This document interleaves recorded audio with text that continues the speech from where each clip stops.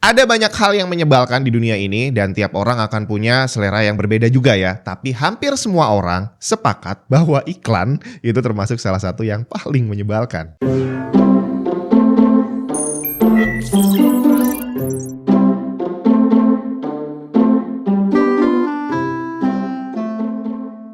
Butuh informasi lebih tentang teknologi monitor? Pengen tahu review monitor gaming inceran kamu? Langsung aja ke YouTube channel Grey to Grey. Masih dipegang oleh tim Tech and Tips tapi fokusnya hanya untuk display. Pelan-pelan semua yang berhubungan dengan monitor bakal dialihkan ke sana, bre. Langsung aja klik linknya ada di bawah. Zaman dulu, kalau kita pergi ke tempat yang harus ngantri, kayak misalkan ke tempat wisata gitu ya. Dulu nggak ada pembatas apapun, bre. Jadi kalau ngantri, ya udah tinggal berdiri di belakangnya orang, terus ngantri ke belakang gitu ya. Mau sepanjang apapun, ya udah ngantri aja.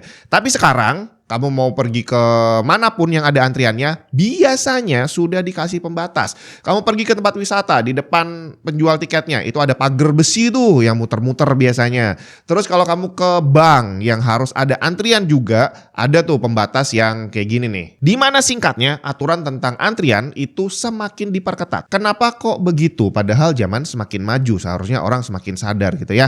Tapi ternyata tidak. Dibuat semakin ketat karena kita memang tidak sesabar itu untuk ngantri. Bahkan kayak contohnya tadi, kita mau ngantri tiket yang layanin cuma satu, harusnya antriannya satu aja udah cukup. Ternyata ada yang gak sabar, nyerobot bikin antrian kedua, nyerobot lagi bikin antrian ketiga, dan akhirnya dari yang awalnya cuma satu jadi ada 3 antrian, sedangkan yang layanin cuma satu. Akhirnya bottleneck, percuma. Nah, sampai hari ini tahun 2024, di tempat yang tidak ada pagar antriannya, ternyata orang yang nyerobot antrian masih banyak juga. Jadi akhirnya gak heran kalau aturan tentang antrian semakin diperketat. Terus apa hubungannya dengan iklan? Ya sekarang ini YouTube itu boleh dibilang iklannya semakin menyebalkan, ya gak sih? Bahkan kabarnya orang yang langganan YouTube Premium yang seharusnya gak ada iklannya, katanya masih muncul iklan juga. Selain YouTube, ada lagi hal menyebalkan. Kayak di video game ada yang namanya DRM. Itu adalah satu hal yang paling dibenci sama gamer hari ini. Terus lagi kalau kita bicara tentang belanja online, itu ada satu aturan baru yang munculnya juga belum lama ini, aturan unboxing dari buka paket sampai dites gak boleh putus. Gimana caranya? Itu aturan nyebelin banget. Tapi kenapa semua aturan tadi semakin hari kok semakin dibuat susah ya? Hal yang sama juga berlaku di hal-hal yang barusan kita bicarakan. Video game, kenapa kok DRM-nya semakin ketat? Ya karena bikin game gak gampang, bre. Udah susah cara bikin, modalnya juga banyak, jadi akan sangat wajar jika pembuat game berusaha untuk menjaga agar gamenya nggak dibajak. Karena di DRM tadi ujung-ujungnya fungsinya adalah untuk menghindari pembajakan. Dan di DRM yang bentuknya adalah himbauan udah jelas tidak efektif. Bahkan sekarang aja pembuat game yang berusaha berbuat baik nggak dikasih DRM yang ribet, di hari pertama gamenya rilis udah langsung dibajak. Itulah manusia. Dan kalau kita bicara pembajakan, sebenarnya zaman dulu itu pembajakannya lebih parah sih. Di tahun 80-an waktu Nintendo masih jaya-jayanya barusan keluar gitu ya. Dia juga dikenal dengan nama Famicom. Nah, waktu itu udah mulai dibajak. Gilanya lagi, yang dibajak bukan hanya gamenya tapi konsolnya, bre. Waktu itu ada konsol namanya Spica. Dia sering disebut juga dengan nama Famiclone, yang singkatnya dia bisa memainkan game Nintendo yang tentunya juga bajakan dengan konsol buatan mereka yang sudah jelas bajakan juga. Dan akhirnya seiring berjalannya waktu, aturan tentang pembajakan semakin diperketat. Iklan juga sama. Dan sebenarnya iklan ini adalah salah satu hal yang udah ada dari sejak lama banget. Zaman dulu banget, waktu TV belum ada, radio belum ada, iklan udah ada. Ditempel di tembok, disebarin, dibagi ke orang-orang. Tapi intinya iklan itu memang sudah ada dari sejak lama. Abis itu muncul radio, ada iklannya. Muncul TV, ada iklannya. Sampai sekarang dunia digital internet, ya udah pasti bakal ada iklannya. Tapi di awal dulu, kalau kita bicara YouTube aja deh, YouTube di awal nggak ada iklannya, bre, tapi pelan-pelan muncul iklan dan semakin banyak. TV zaman dulu juga sama. Saya masih sempet nemuin nonton TV di Indonesia itu nggak ada iklannya. Waktu itu channelnya cuma satu, TVRI. Tapi bayar, bre, nggak ada iklan tapi kita bayar. Kalau zaman sekarang nyebutnya subscription. Zaman dulu ya langganan TV gitu ya. Hari gini jangan sampai ketahuan kalau Windows kamu bajakan. Malu, bre. Paling aman sih beli original aja. Di cdksales.com kamu bisa beli Windows original dan dapetin diskon tambahan dengan menggunakan kode voucher TNT saat pembelian. Pembayaran bisa dilakukan menggunakan GoPay maupun OVO. Setelah pembayaran selesai, kamu akan dapat serial number yang bisa langsung digunakan untuk mengaktifkan aktivasi Windows kamu. Sidikisales.com juga menyediakan game dan software original lain seperti Microsoft Office. Selengkapnya cek link di bawah. Nah, waktu itu TV belum banyak yang berwarna. Jadi hitam putih ada, terus mulai berangsur-angsur beralih ke TV berwarna. Nah, waktu itu bayar bulanannya beda. TV hitam putih sama yang berwarna itu langganannya harganya beda. Yang berwarna udah pasti lebih mahal gitu ya. Setelah itu muncullah stasiun TV swasta macam RCTI, TPI, SCTV.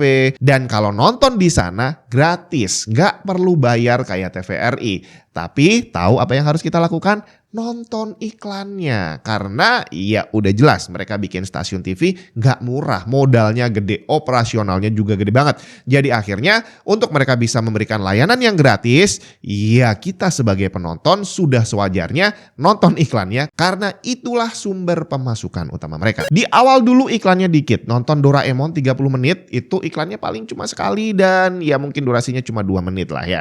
Tapi semakin kesini semakin banyak bre. Sampai akhirnya acaranya cuma 30 menit, iklannya bisa 20 menit sendiri. Bahkan sampai hari ini kalau kamu perhatiin anime yang baru, Dragon Ball Daima lah contohnya, itu dia masih menggunakan formula anime zaman dulu. Jadi di tengah-tengah acara itu ada semacam bumper outro, terus habis itu disambung dengan intro. Nah harusnya itu nggak disambung. Jadi zaman dulu outronya itu adalah pengantar untuk iklan, setelah itu intro baru lanjutin filmnya.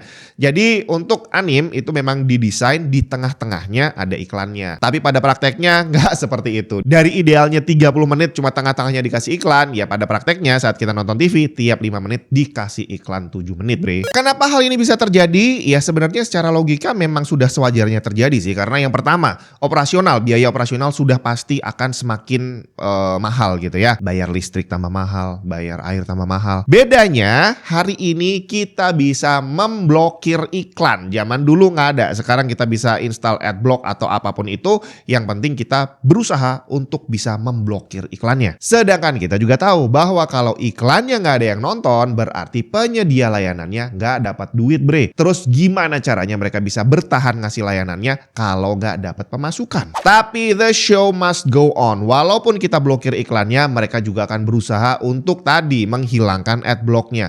Semakin kita blokir, semakin mereka akan berusaha keras untuk membuka blokirnya. Akhirnya operasional yang tadinya hanya untuk memberikan layanan, sekarang mereka harus keluar duit ekstra untuk mengatasi adblock. Pengeluaran semakin besar, pemasukan harus juga lebih besar lagi. Akhirnya semakin hari, semakin kita blokir, semakin banyak iklannya. Dan kalaupun nanti kita bilang ya udah, kalau udah kebanyakan iklannya berhenti aja pakai YouTube, pindah ke yang lain, ya nggak apa-apa karena memang siklusnya akan seperti itu. Tapi jangan salah, begitu kamu pindah ke tempat lain yang tadinya nggak ada iklannya, semakin lama, semakin ramai penggunanya, iklan pelan-pelan akan muncul dan semakin hari akan semakin banyak dan siklus yang sama akan terulang lagi. Hal ini udah saya rasain di salah satu aplikasi meme terbesar di dunia gitu ya, mungkin banyak yang tahu juga. Di sana isinya adalah user yang sangat membenci iklan, terutama YouTube. Dan apa yang terjadi? Aplikasi yang tadinya nggak ada iklannya, sekarang iklannya semakin banyak dan nggak kalah nyebelinnya. Saya cuma scroll aja, iklannya otomatis kebuka bre. Jadi akhirnya orang-orang di sana yang sangat membenci iklan, tinggal tunggu waktu mereka akan dibombardir dengan iklan. Kenapa? Karena siklusnya akan sama di sana. Terus bagaimana cara menghindari iklan? Ya sayangnya nggak ada sih, karena memang itu adalah bagian dari hidup. Itu adalah cara hidup para penyedia layanan. Tanpa iklan mereka nggak akan bisa beroperasi, tanpa iklan nggak akan ada YouTube, nggak akan ada Facebook, nggak akan ada Facebook bisa sih, karena ternyata selama ini Facebook dicurigai menjual data kita. Jadi pilihannya adalah lu nonton iklan atau entah apa yang dari diri lu yang dijual sama mereka. Dan untuk mereka itu akan lebih baik, jauh lebih baik mereka menayangkan 1 iklan yang ditonton dibandingin 5 iklan tapi nggak ada yang nonton. Percuma, berapa banyak iklan pun yang mereka tampilkan, kalau nggak ada yang nonton nggak dapat duit bre. Jadi buat saya sekarang, ini bukan karena saya adalah seorang konten kreator ya, tapi ya karena memang iklannya terlalu banyak, nginstal adblock, nantinya adblocknya nggak bisa dipakai lagi. Ya udah sih, kenapa nggak iklannya biar jalan aja. Kalau saya nggak suka ya udah nggak usah ditonton, disambi yang lain gitu ya. Toh saya bisa dapat ilmu baru dari YouTube, toh saya juga bisa menikmati lagu-lagu dari Spotify tanpa harus keluar duit sepeser pun. Jangan bilang gratis karena kuota internetnya bayar, itu nggak nyambung. Itu sama aja kayak kamu pergi ke warung, terus kamu minta makan gratis di sana dengan argumen bahwa kamu udah keluar duit untuk beli motor dan udah keluar duit untuk beli bensin buat datang ke warungnya. Nggak ada hubungannya, bre. Tapi memang nggak bisa dipungkiri bahwa tanpa diblokir pun iklan akan semakin bertambah, dan ini sudah terjadi zaman dulu. Dari zaman koran, majalah, itu awalnya iklan cuma kecil, bre. Jadi dari sekian halaman yang ada, cuma ada beberapa doang yang ada iklannya kecil di bawah atau di atas gitu ya. Sampai akhirnya berkembang, ada halaman tertentu yang memang dedicated untuk iklan. Jadi iklannya full satu halaman gede gitu ya. TV, radio juga sama. Dari iklannya sedikit, akhirnya jadi banyak banget. Terus zaman dulu, itu waktu telepon rumah masih banyak dipakai orang, masih jadi alat komunikasi utama gitu ya. Itu ada satu buku database telepon. Bukunya tebel banget dan itu mungkin setengah halamannya ada yang namanya Yellow Pages. Halamannya kuning semua dan isinya iklan semua. Intinya adalah iklan itu adalah bagian dari sejarah hidup manusia. Hari ini, dari mana kamu tahu ada mobil baru mau keluar? Dari mana kamu tahu ada motor baru yang mau dirilis? Dan dari mana kamu tahu kualitas mobilnya, kualitas motornya? Semua dari iklan. Review itu juga bagian dari iklan. Bahkan tanpa kamu sadari, sebenarnya kamu juga udah jadi tukang iklan. Bedanya kamu gak dibayar, tapi kamu justru bayar mereka dan kamu dengan sukarela mengiklankan barang mereka. Tahu contohnya? Kamu udah beli motor mahal-mahal, dengan bangganya kamu pakai kemana-mana. Itu adalah iklan gratis buat motornya. Kamu beli baju mahal-mahal, kamu pakai kemana-mana, itu adalah iklan gratis untuk merek bajunya. Makanya baju saya polos, bre. Jadi sebenarnya kalau kita bisa menjalankan semuanya dengan mindset logika yang bener gitu ya, bukan hanya dari kita tapi dari penyedia layanannya, bahwa oke, iklan gue ditonton, ya udah kita bikin gimana caranya biar semua orang bisa nyaman. Ya sebenarnya semua akan baik-baik saja sih ya. Tapi ya kembali lagi, ada banyak alasan iklan menjadi semakin banyak dan ada banyak alasan juga untuk kita semakin gak mau nonton iklan. Tapi semuanya mengandung hukum sebab akibat. Kalau kita lihat di Jepang itu ada warung yang nggak ada penunggunya, jadi warung kejujuran gitu ya, cuma ada gerobak, ada barangnya, ada kotak uangnya, dan di sana semua bisa berjalan dengan lancar. Barangnya habis, uangnya ngumpul. Tapi kalau di Indonesia, barangnya habis, duitnya juga ikutan habis. Terus buat para mahasiswa, kalau kamu ketemu sama dosen yang santai banget, jarang banget ngabsen muridnya, akhirnya apa yang terjadi? Nggak lama kemudian yang masuk kuliah cuma sedikit, bre, dan nggak pakai lama, akhirnya dosen yang tadinya paling santai bakal jadi paling killer. Intinya adalah semua sistem sebenarnya dibuat dengan maksud yang baik, bahwa semuanya adalah untuk kebaikan bersama. Tapi sekali lagi, manusia punya kecenderungan untuk mengeksploitasi celah yang ada. Termasuk kita juga akan memilah-milah. Kalau memang menguntungkan buat kita, kita mau. Tapi kalau kita merasa nggak butuh, akan dianggap mengganggu. Dan iklan, ya sekali lagi, sebenarnya berguna. Tapi hanya kalau kita butuh doang. Begitu kita nggak butuh, blokir aja semuanya. Semoga bermanfaat.